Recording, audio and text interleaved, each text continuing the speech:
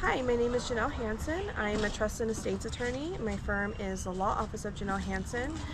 Today I'm going to be giving a presentation on just the basics of estate planning, what things you might want to consider, some of the terms and definitions, and how you can plan for your family. Hi, good afternoon. I'm Xiomara Vielman, owner and founder of Clarity Financial Management, and I will be discussing for legacy planning how to plan if you're charitably inclined.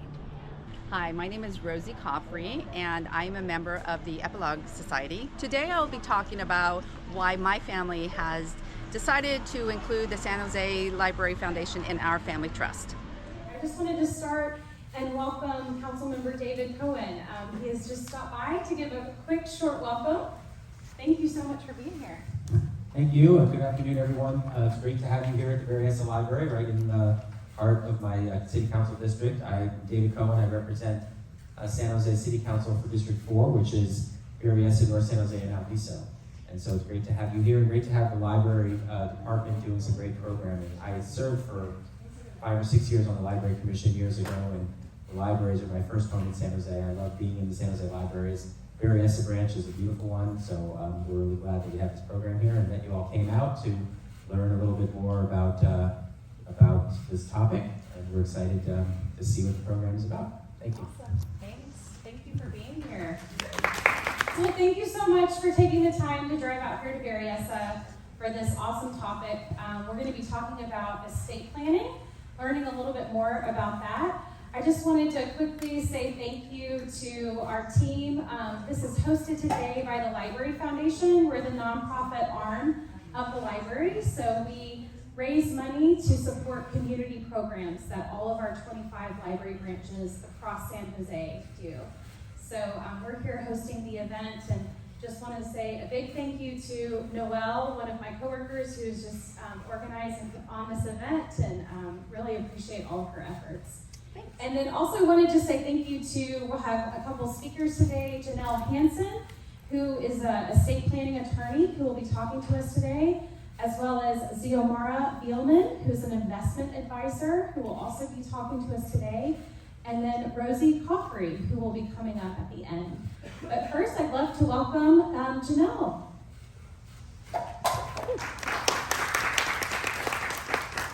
Good afternoon, everyone. My name is Janelle Hansen. I am a trust and estates attorney at the Law Office of Janelle Hansen. I am a solo practitioner. I do have a couple of admin, but it is just me.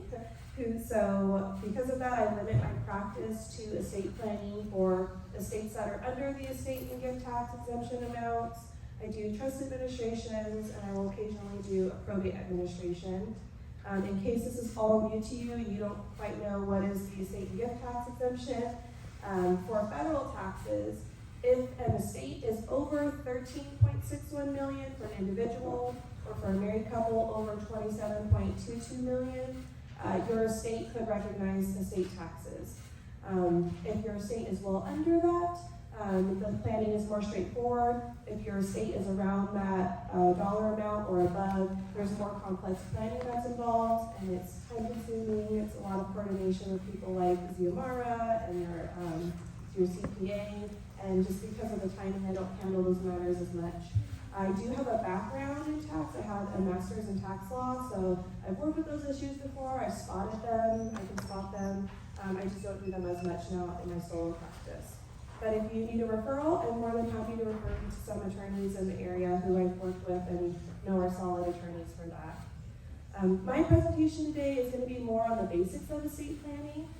So if you know nothing about probate, or you've heard words thrown around about probate, or you should have a trust, or a living trust or a will, I'm just going to talk a little bit about what those terms are, what goes into an estate plan, and what you should consider for you and your family. So first of all, I'm going to start off with what is probate. So there's a couple of different ways we talk about probate. One is just the department of the court. So there are different, there are different branches of court.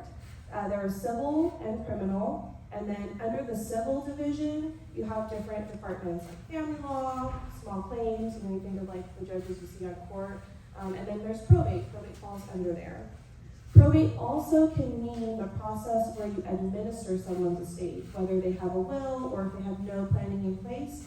So you would hear you have to open up a probate for someone, and that's what we refer to. So when is probate required?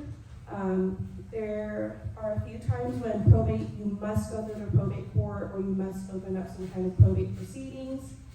First is when your estate is more than $184,500 and you don't have a will. I know that number is very specific, it's in the code section, and it will change from time to time due to inflation, but currently that is the amount. If you have a will, regardless of the size of your estate, if you have a will in place, that is the main document that says what happens to your assets when you die, you must go through probate court.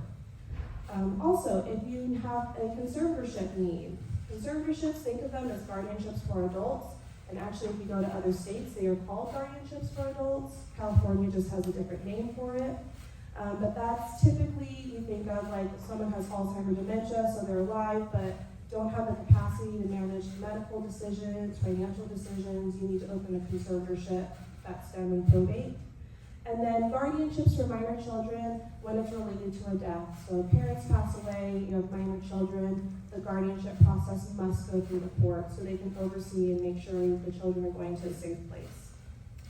When is probate not required? So you don't have an estate plan, but your estate is under that $184,000 limit. There are other ways to handle an estate that doesn't require a court order. So if you have a trust, and if everything is in order with your trust, you don't have to go through probate court. Also, beneficiary designated accounts. That's things like retirement plans, insurance policies, maybe you have a transfer on death related to your checking where it says it gets paid out to your son or daughter. Those don't have to go through probate. And then finally, in terms of if you're living but lack capacity, if you executed powers of attorney for your finances or health care directives for your medical while you had capacity, then when you don't have capacity, the person can just take those documents, a note from a doctor saying you lack capacity, and they can handle things on behalf of your estate, and it doesn't require going through the conservatorship process. So now that we know a little bit about probate, I want to get into what are wills, what are trusts, differences, pros and cons. So if you don't have an estate plan in place, California has laws that dictate what happens. So usually it goes spouses and children, and there are specific rules of who it goes to, percentages, how it all breaks down. You might not have a spouse, you might be estranged from your family, you might want certain percentages to go to different children, depending on their situation. And so you might not like what California law has to say about your estate.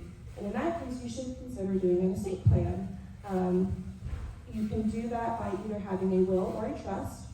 So the pros for having a will, because it goes through the court, it might be good if you have some messy family dynamics. Maybe you want there to be court oversight, you're afraid people are going to fight, you want to make sure that they all stay on track. A will might be for you. Also for people who are just starting divorce proceedings, it's better for you to have a will than a trust, because for a trust, you really need to know your specific assets, so that way you can title them appropriately. When you're just starting a divorce, you don't know who is going to take what home. So it's better to just have a will that if something happens to you, your family or friend can take over whatever assets are in your estate at that time. Even if you have a trust, a good attorney should always be drafting a pour-over will, because there will be times where you have an asset that does not have the trust name on it. Maybe you do a refi, you take your house out of the trust. Maybe you win the lottery, you don't have time to put the money in an account to the trust. And so you do need a will to capture that, so that way your wishes are followed instead of California law.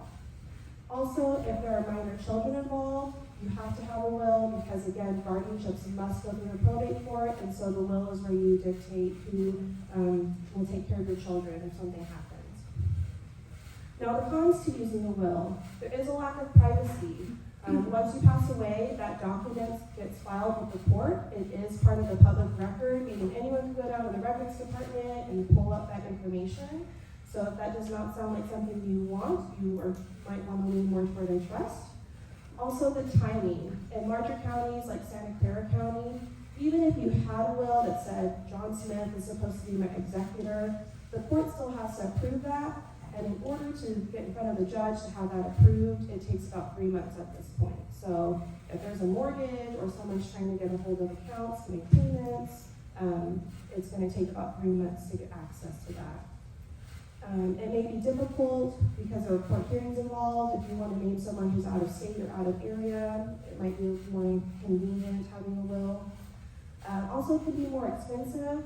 Just on $1 million estate, which is very easy to hit out here in the Bay Area with our real estate market, fees can be minimum $30,000 to $40,000, and maybe even higher, more like $60,000 to $80,000. The fees are set by the probate court, and they must be paid out accordingly, so that's just less money going to beneficiaries. Also, wills only plan for the future, so a will only takes effect when you pass away. You can't make plans for, like, if I'm incapacitated, how should people be planning on my estate? Now, the pros for a trust. The timing. All that you need to get started with a trust administration is a copy of the trust and a death certificate. So you don't have to go to court, get that approval, so it moves things along much faster.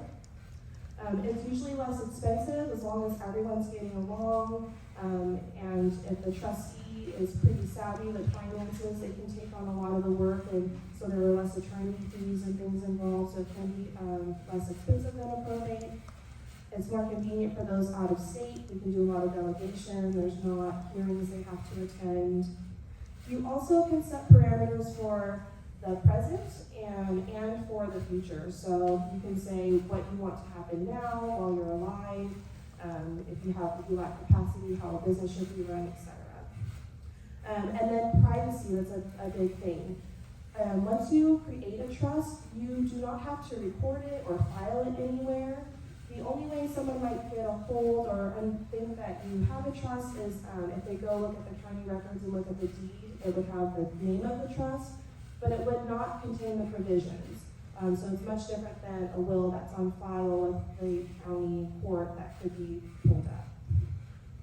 Some of the cons for using a trust: there is no court oversight, so people ask all the time, who makes sure that the trustee is going to do the right thing? And I say, you just have to trust that they're doing it. Beneficiaries have a certain thing, right? If they know mom or dad had a trust, they could challenge and say, hey, I never got my money, and see what's going on. But there's really no oversight. Also, once you sign your trust, you can't just say, oh, I signed it, I'm done. There are additional steps you need to take to make sure your assets make it into the trust so you do avoid probate. Can I ask a question? Yeah. What did you say you only needed a death certificate and the trust for? Right, so if someone passed away, so an example, say Jane Smith passes away, and she has a home and a couple of bank accounts, and they're titled to the trust. And she names John Smith as the trustee. He's the manager. In order for John Smith to move forward with having the house sold, so engaging a realtor, or going to Bank of America or Chase to get the accounts, he just has to show the death certificate and the trust. There may be some additional forms they ask you to fill out, but that's typically enough for them to begin work with you so you can start moving on those accounts and be able to make payments for bills and get the assets marshaled. So,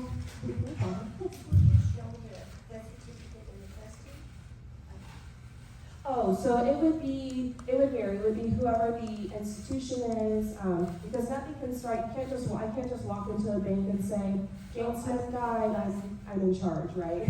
So I'd have to say. Executor then, not the trustee of the individual institution. So they're different names. So executor is the person under a will. That is the person who manages the estate. For trust, that same role is referred to as a trustee. If someone does not have an estate plan, they're called an administrator. So the person who is named in the documents is they're the one in charge of handling that. They would be the ones contacted. So for trust, if that sounds like it's something for you, there are 3 basic categories of trust. There are revocable trusts, irrevocable trusts, and there are charitable trusts. Revocable trusts, sometimes they're called living trusts. That just means that you can amend it, change it at any point in time. Irrevocable trusts, that means you cannot amend it however you want. Usually they are unamendable or unchangeable, except for a few scenarios in the probate code, but if you do that, you have to go to court to make those changes. Charitable trusts, sometimes they fall more under the irrevocable trust realm. They're really popular if you're near that estate tax limit and you're trying to get things out of your estate, minimize your tax consequences. And there are several types of charitable trusts. I won't get into those today, that's its own topic. There are several categories of charitable trusts. But if you are charitable minded, you can still provide for the charities that you're involved with in your revocable trust. So if that's something that's important to you, there are a few ways you can do that. You can spell out a certain dollar amount, like I want $5,000 to go to the San Jose Public Library, right?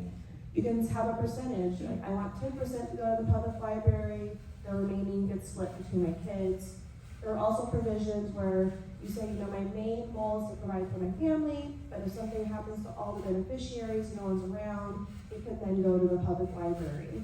So if you're not looking to do specific tax planning, you still can have your wishes met in a revocable trust, but you have to have an estate plan, because if you love the library and you want something to go to the library, California law doesn't have a rule that allows for that. So you need to make sure that you have an estate plan in place. So if you don't have an estate plan in place, I highly encourage you to get one so that your family and friends know what to do when you can't speak on your behalf anymore. If you do have an estate plan in place, please make sure you're checking it every 2 to 5 years. Kids grow up, people pass away, people move away, you stop being friends with people. So you want to make sure that your plan is really reflecting your current goals for you and your family. So that's it. I don't know if there's time for questions or if we need to move on. If anyone have additional. Do you know what the max givable amount is at this time? Yes, so that varies. So you can give currently $18,000 worth of an asset or property without having to do any special filings. If you are giving a gift, let's say it's $20,000, $18,000 would pass tax-free, and then there are forms. I believe it's I'm blanking on the name of the form, but there is a special gift tax form you would file to report that. No, it's a 709. So 706 is for state returns, and the 709 is for gifts. So yes, and even then you might not owe a tax because you would just be borrowing against the estate tax amount. So like if you gave $1 million now, part of it would be forgiven, but it would just lower your amount you give to your family. So those numbers I was saying, like the 13.61 million, instead of having 13.61 million available to you to pass tax-free, you would have 12.61 million. So yeah, it gets a little nuanced. You have to work with a CPA. But for easy numbers, in terms of not having to file any special returns, it's $18,000 right now, and it gets adjusted for inflation. I know there's a yearly amount.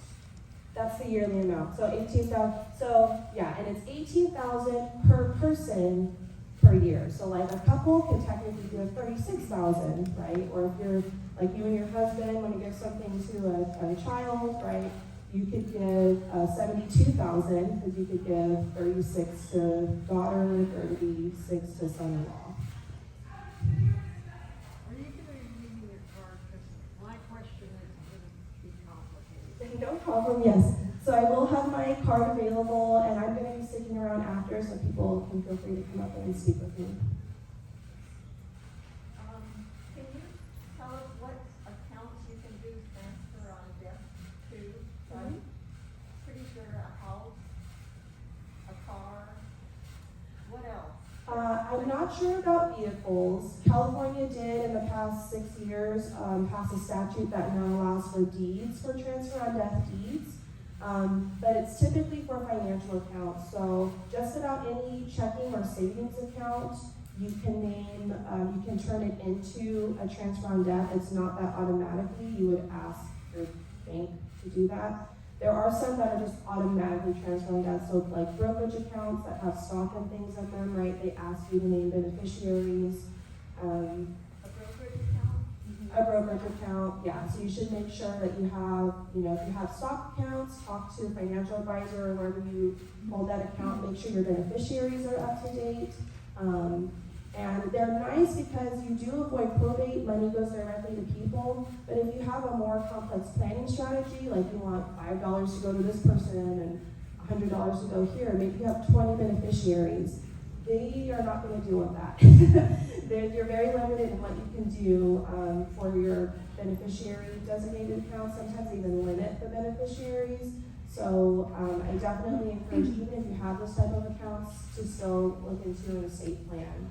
And even if you have all the beneficiaries taken care of, just having the financial powers of attorney, healthcare directives, that alone, you really need to have those in place for your person, so people can make decisions for you if they're living but you don't have capacity.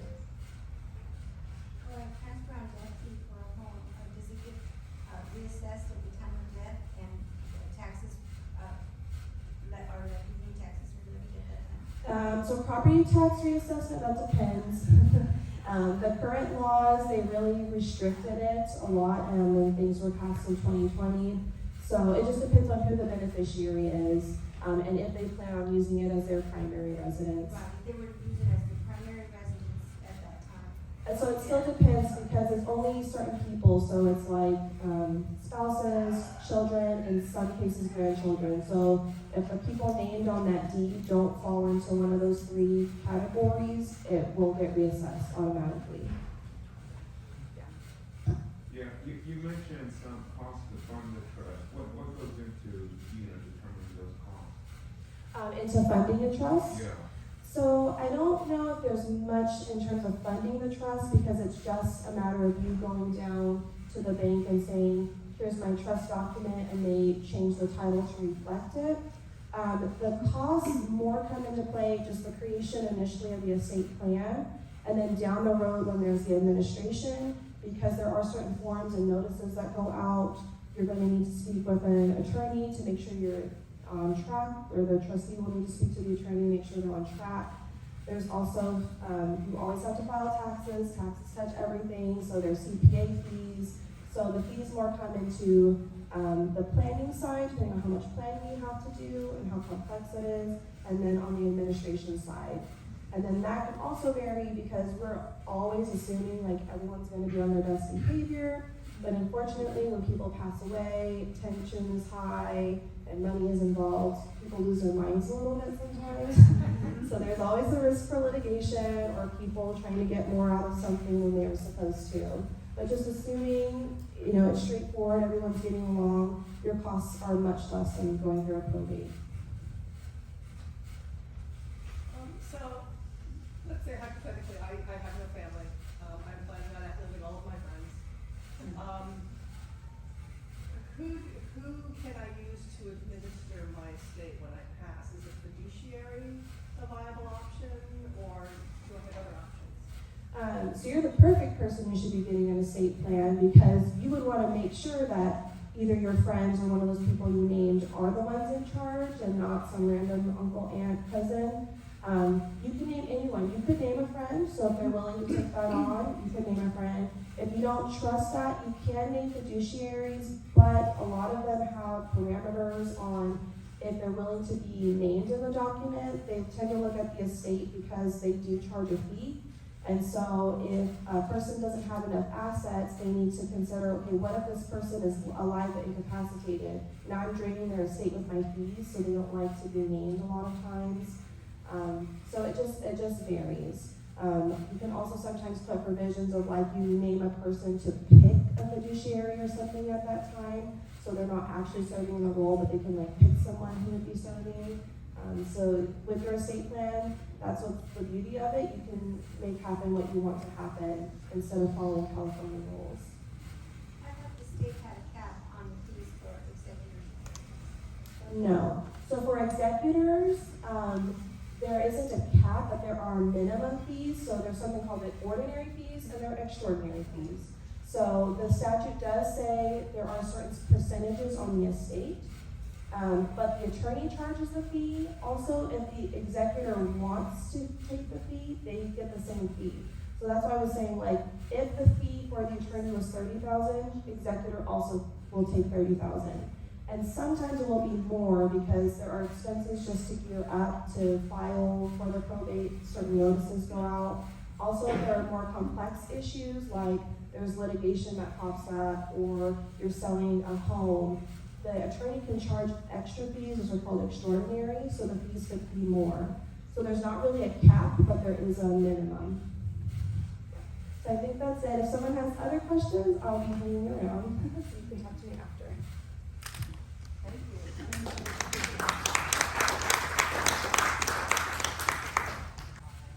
Good afternoon, everyone. My name is Xiomara Vielman, but I go by CEO. And I told my husband before we got married, call me CEO. So that's for you. Okay. I know the X can be intimidating.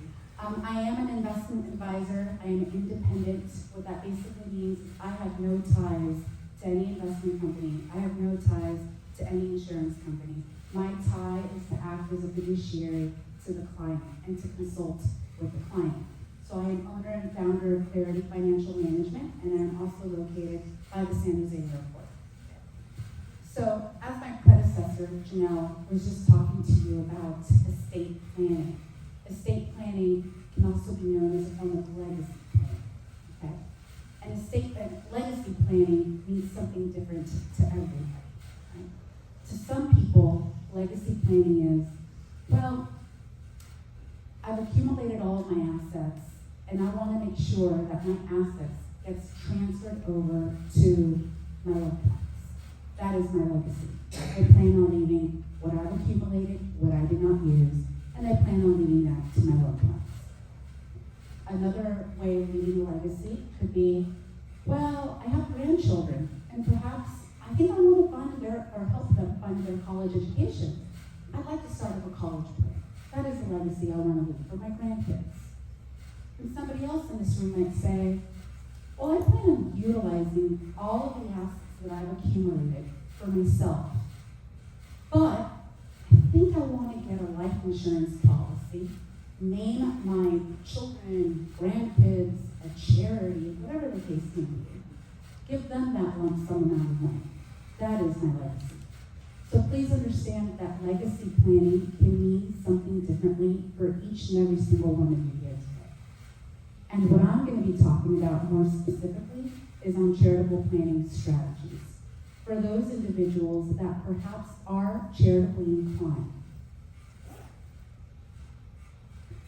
So before I even commence and tell you about some potential strategies if you are charitably inclined, I want to share with you that for charitable giving, okay, as a form of a legacy, it has to be something that is extremely important to you.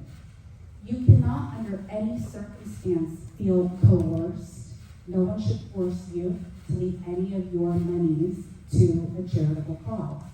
It has to be something that is very important to you. It's part of your goals, it's part of your objectives, okay? In addition to that, you have to make sure it is part of the financial planning process. So note that if you are looking at leaving some monies to charity, have that conversation with your CPA. Well, first of all, within your family, your CPA, and your estate planning attorney, for instance, and if you have a financial advisor. Because what you don't want to do, you don't want to engage the process of doing charitable giving and then realize, whoops, I think I signed up for something that's a little bit more than I can afford to do. So you have to come up with that dollar amount that you're comfortable with and ask yourself, is this something that I plan on doing on an ongoing basis? Okay?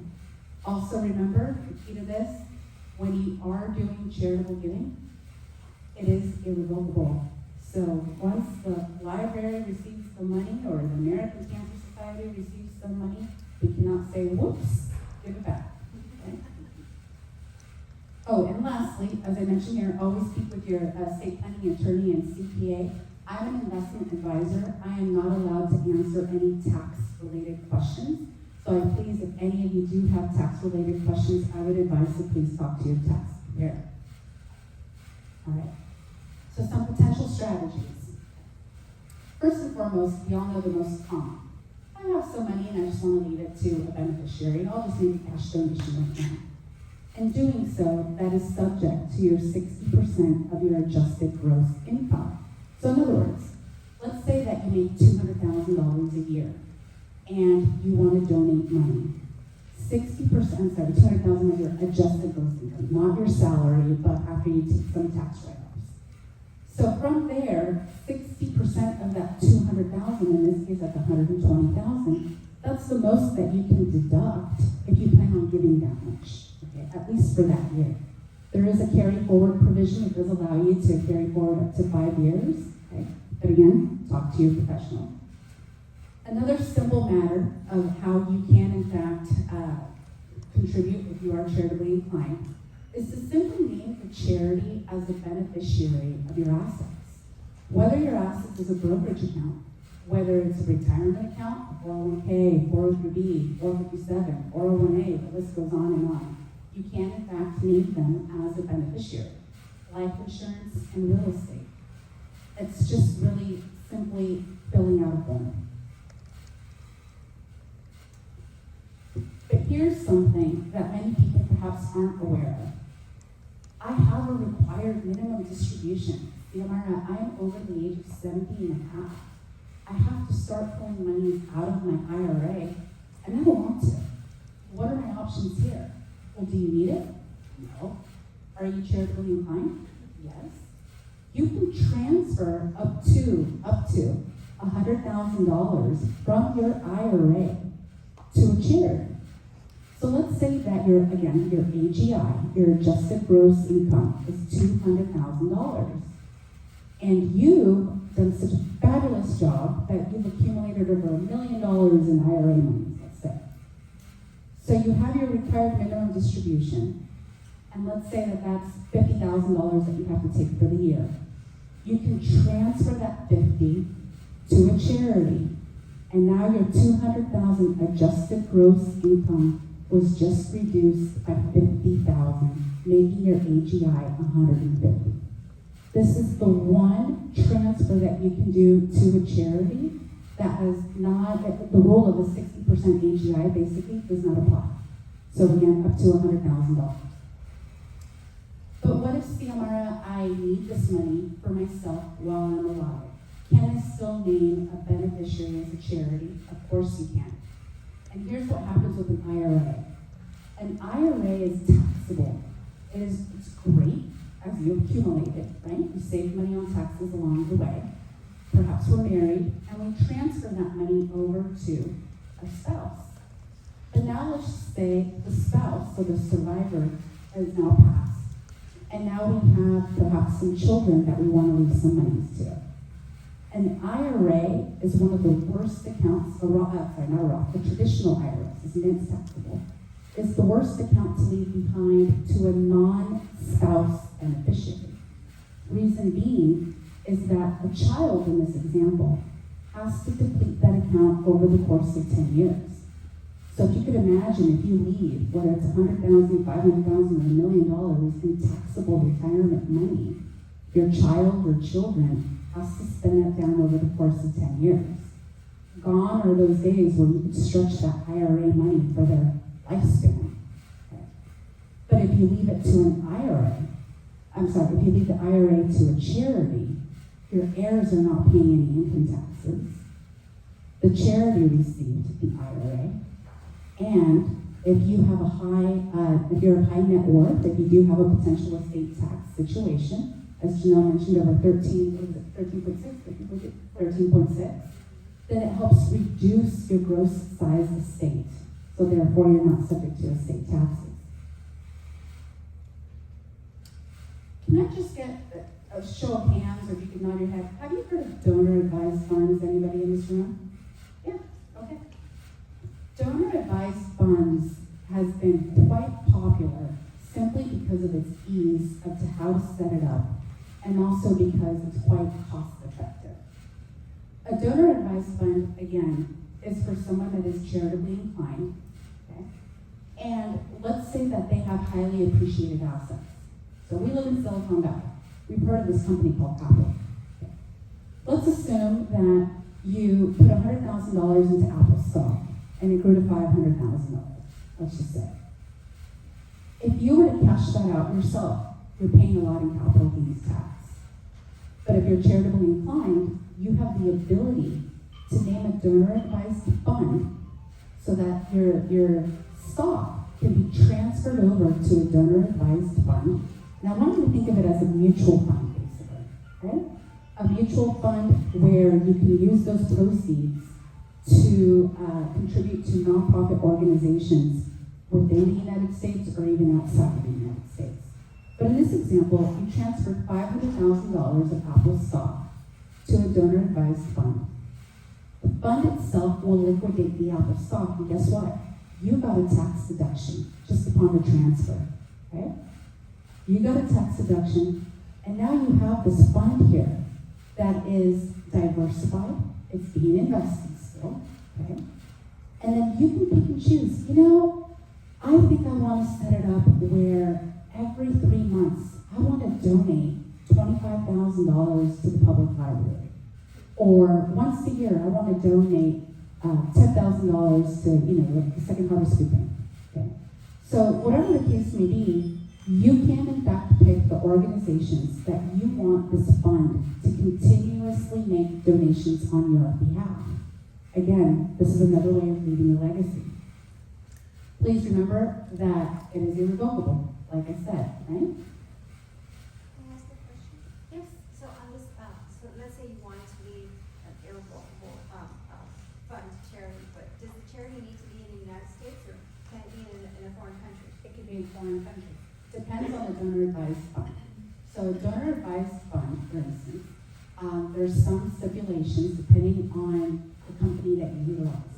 Some of them will have restrictions and say, we can only disperse out of the Smith family donor-advised fund, because you can name it, and we will only allow 501c3s within the U.S. But I've dealt with other donor-advised funds that allow nonprofit organizations outside of the country.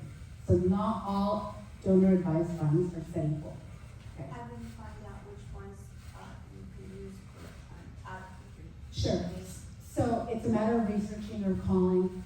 I'd be happy to help you, but yes, it's a matter of doing. So moving forward, life insurance policy. Life insurance is a form of leverage. There are some individuals that perhaps have an old insurance policy, a permanent form of insurance. And what I mean by that is like a whole life, a universal life, a variable life, basically a policy that builds up cash value. And it's going to be there hopefully up until the day that we're no longer here. So no term insurance, okay? With life insurance, what if you find yourself in a situation where you realize, I no longer need this life insurance anymore? I took one out for $500,000, my kids were grown, things were paid. No, they'll be fine. What can I do with this policy? Well, you could transfer it to a charity that you choose. That charity can choose, well, let me take a look at your policy. Oh, it's $500,000 death benefit. You've got $200,000 of cash value. When you transfer your policy to the nonprofit, they can take that $200,000 of cash value and cash it themselves. You get a tax benefit from it, okay? The nonprofit, they get that $200,000. They can choose to do that. And typically they'll choose to do that if they need it to cover some operating expenses or something like that. But otherwise, if not, they will hold on to that policy because they are now named as the beneficiary. So when you pass, now that $500,000 can go to them. But what happens if there's still an ongoing premium that needs to be paid? Well, in some cases, you may be able to, number one, continue paying it yourself and talk to your CPA because there might be some tax advantages in doing so. Or number two, in some cases, depending on the nonprofit you are transferring your life insurance to, they may be willing to continue to make the payments. So, transferring life insurance, it just creates leverage. So you have to remind yourself that, or remember that it's pennies for the dollar, right? Okay, that you're doing. There's also some life carriers out there for individuals that perhaps say, I need a life insurance policy for my family. I want to leave them $100,000, and they need to get that $100,000. But I am charitably inclined.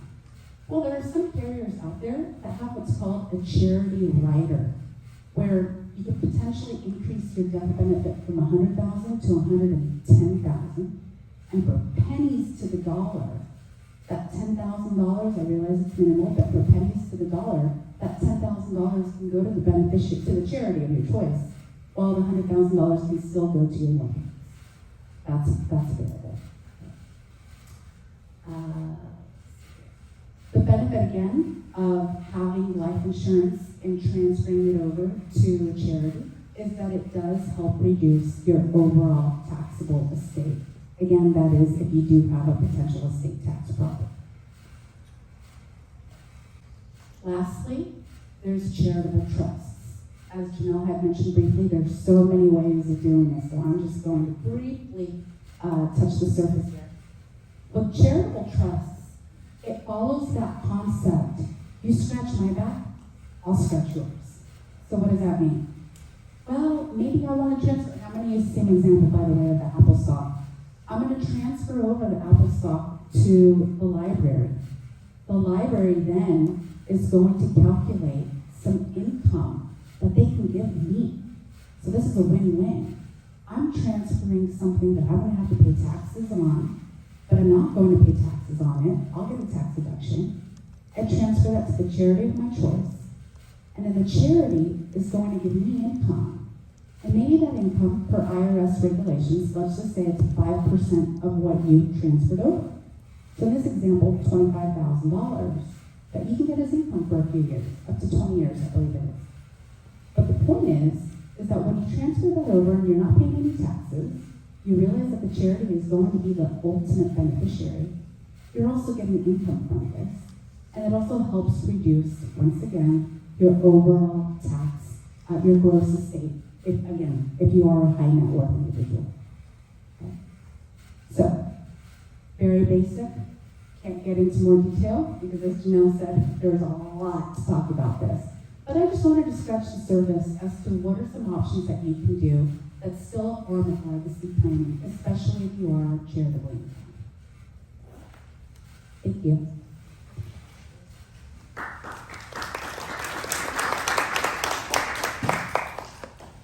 And next, we're going to bring up Rosie. There we go.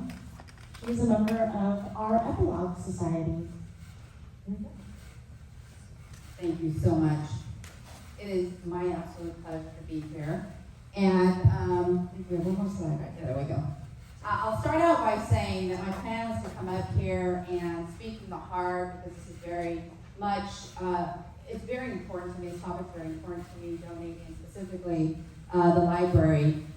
But I'll tell you, as I reflected on that, I thought, wow, I could probably stand up here and speak to you for hours on end, and I don't have hours.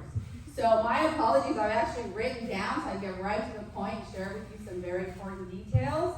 And so with that, I'm actually going to read a little bit, but I wanted to highlight for you why I'm standing in front of you today and why this is a very important topic for me. So I'll start with the fact, the gentleman you see up here, he was born in Zacatecas, Mexico in 1927. He is my father in Pino Reynoso. And he was born with a passion for learning. Unfortunately, he was told by his grandmother that learning in any form of education was a thing of the devil. So he was not allowed to go to school. But that didn't stop him. He took it upon himself to acquire items like eggs from the neighbor's chickens, yes, they weren't his, and other little knickknacks so he could sell money, get money and purchase his materials too, so he can go to school. And he talked to us about how he proudly walked into that first day of school, only to have his mother storm in 1 hour later and pull him out. That was the extent of my father's education, 1 hour. And he was probably 5 years old. It wasn't until he was 25 years old that someone shared with him that you could travel the world through books. Up until that point, he was illiterate. His passion for learning was reignited. So he taught himself to read and write. My father's primary occupation was as a farm laborer picking oranges. After a long, exhaustive day of manual labor, his co-workers would return home to relax and watch TV. My father rushed home to read. I don't ever remember coming home and not seeing a book in my father's hand or somewhere near him. Growing up, my father would always ask me, what do you want to be when you grow up? I'm sure it's a common question as parents we ask all our children, and even as adults we ask children. But it didn't matter in my case what I said. He would always would respond to me, well, you know you have to go to school for that. You know you have to study lots of books. As a young child, I wanted to be a ballerina, and I wanted to be a firefighter. Books were as common in my house as food in a refrigerator. When we ran out, we would go to the library and check out more books to fill our pantry. I learned to read when I was 3 years old, and from that age, it was ingrained in me that books are to be respected, honored, and cherished. We were not allowed to write in books, mark pages with dog ears, or lay books on the floor. They were respected and cherished. So imagine my shock when I went off to college, and I was told to mark the important points in my book by highlighting sections or underlining it with a pen or pencil, and sometimes a pen. That was a culture shock to me. It took me many, many years to get past that because books were so cherished and respected for me. Education, learning, and books were always important to my father. And when I lost him at the ripe age of 94 in 2021, I wanted to honor his memory and his influence on me, and his influence on others. I wanted to do more than just a yearly donation to the San Jose Library Foundation. I wanted to find a way to honor him and the public libraries that have always been at the center of my life as a child, as a young adult, and now with my own children. And that's why my husband and I have decided to include the San Jose Library Foundation in our family trust. Thank you for your time. Thank you all. That concludes our afternoon. Actually, if you would like to remain, our speakers are going to be here for a few minutes. If you have more questions to ask, feel free to ask. We'll be here for a little bit. We have some information there about the Public Library Foundation as well as some cards from our speakers. So thank you so much for being here. Thank you to our speakers. It means a lot. We really appreciate your time.